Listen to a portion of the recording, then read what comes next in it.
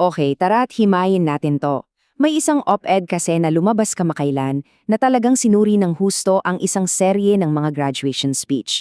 So sa pagsusuring ito, bubusiin natin ang mga argumento na inilahad sa artikulong yon.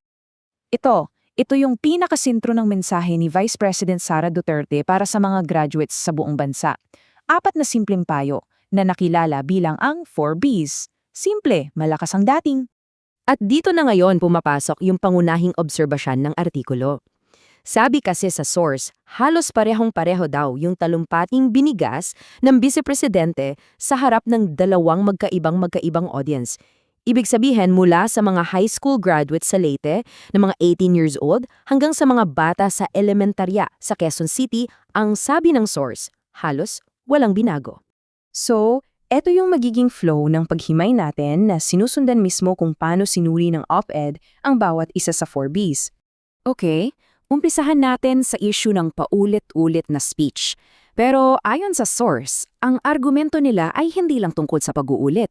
Ang mas malaking punto raw na gustong palabasin ay yung akto ng pagbabasa ng isang script na sa tingin ng sumulat parang walang bigat o walang koneksyon sa kung sino man ang nakikinig. Sige, ngayon pasukin na natin yung mismong lamang ng argumento ng op-ed. Uunahin natin yung unang 2 payo, tapos titingnan natin yung mga halimbawang ibinigay ng teksto para ikumpara. Unang payo, be kind, maging mabait. Napakasimple at universal, 'di ba? Madaling tanggapin. Pero dito na raw sinimula ng op-ed yung pagtatapat ng salita laban sa gawa. Binabalikan ng source ang isang insidente noong 2011. Sinuoy Mayor Duterte humiling daw na i-delay ng 2 oras ang isang demolition na may utos ng korte.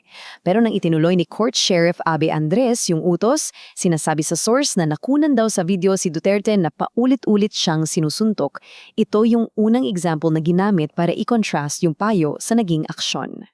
Sunod na payo naman, be careful, maging maingat.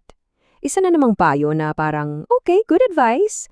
Pero para sa sumulat ng op-ed, mayroon daw partikular na konteksto kung saan ito dapat tingnan. At dito, itinatampok ng source ang isang napakabigat na pahayag mula raw sa isang press conference noong November 23, 2024. Isang direktang sipi na, ayon sa artikulo, ay binitawan ng Vice-Presidente. So anong nangyari pagkatapos niyan? Ayon sa op-ed, yang statement na yan ay nagdulot ng malaking gulo.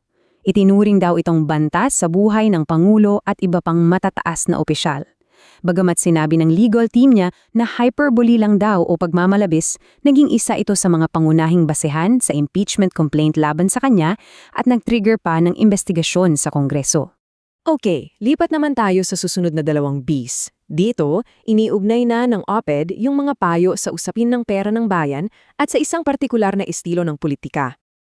Pangatlong payo, be humble, maging mapagkumbaba. At dito, ikinonekta ng op-ed ang konsepto ng humility sa isang napakalaking issue, ang paggamit ng pondo ng gobyerno. At dito na ipinasok ng artikulo ang isang napakalaking halaga, 612.5 million pesos. Ito raw yung tinatayang kabuang confidential funds na naging sentro ng buong usapin tungkol sa accountability at syempre pagpapakumbaba. At talagang hinimay-himay ito ng source sinasabing may 125 million daw na confidential funds na ginastos sa loob lang ng 11 araw. May mga red flag daw mula sa COA, may mga liquidation voucher pa raw na ang nakalistang pangalan ay tulad ng Mary Grace Piatos, at may affidavit pa raw mula sa isang dating aide na nagdedetalya ng mga duffel bag na puno ng cash. Lahat yan binanggit sa source material. Ang nanging tugon daw dito, ayon sa op-ed, nag-file ng isang 58-page na petisyon sa Korte Suprema para humingi ng TRO o Temporary Restraining Order para mapatigil yung pagdinig sa Kongreso.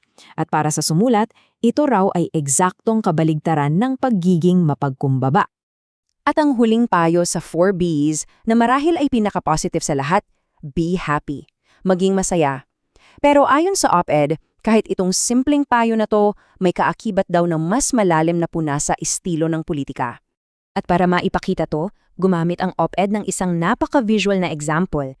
Sa isang high school, ang naging regalo raw mula sa Vice-Presidente sa bawat pamilya ng graduate ay 3 letsyong manok. At yan, ikonekta ng source sa konsepto ng trapo politics. Paano ba to inilarawan? Ito raw yung uri ng politika kung saan ang loyalty ay binubuo sa pamamagitan ng mga direktang regalo o materyal na bagay, imbes na sa pamamagitan ng maayos na pamamahala at pagsagot sa mga mahihirap na tanong tungkol sa performance at policy. Dito na tayo sa huling bahagi. Pinag-usapan na ng op-ed yung pinakabuod ng argumento nito. Kung ano ba talaga ang ibig sabihin ng magkakaparehong talumpati. At dito na ay inilatag ng source yung pinakamatapang na kritisismo nito. Ang argumento. Kapag ang isang leader daw ay hindi man lang napansin na yung audience niya ay nagbago na pala mula sa mga 18 years old, naging 11 years old na, nagpapakita raw ito ng isang malalim na intellectual vacancy. Isang uri ng kakulangan sa situational awareness. Tingnan niyo to. Para itong summary ng buong argumento ng op-ed. Malinaw na ipinapakita yung sinasabing pagkakaiba ng performance sa practice. Sa isang banda, be kind, tapos sa kabila, yung panununtok daw sa sheriff. Be careful, laban sa on-camera threat. Be humble, versus yung mga legal na hakbang para iwasan daw ang pagpapaliwanag sa P6 1.5 million. At yung be happy, nakatumbas daw ng lechong manok. Sa huli, iniiwan tayo ng source material ng isang tanong na talagang nakakapag-isip. Ang problema ba talaga ay yung paulit-ulit na speech o yung isinisiwalat ng copy-paste na to tungkol sa mismong relasyon ng nagsasalita sa sarili niyang mensahe? Yun yung tanong tungkol sa pagkakaiba ng sinasabi at ginagawa.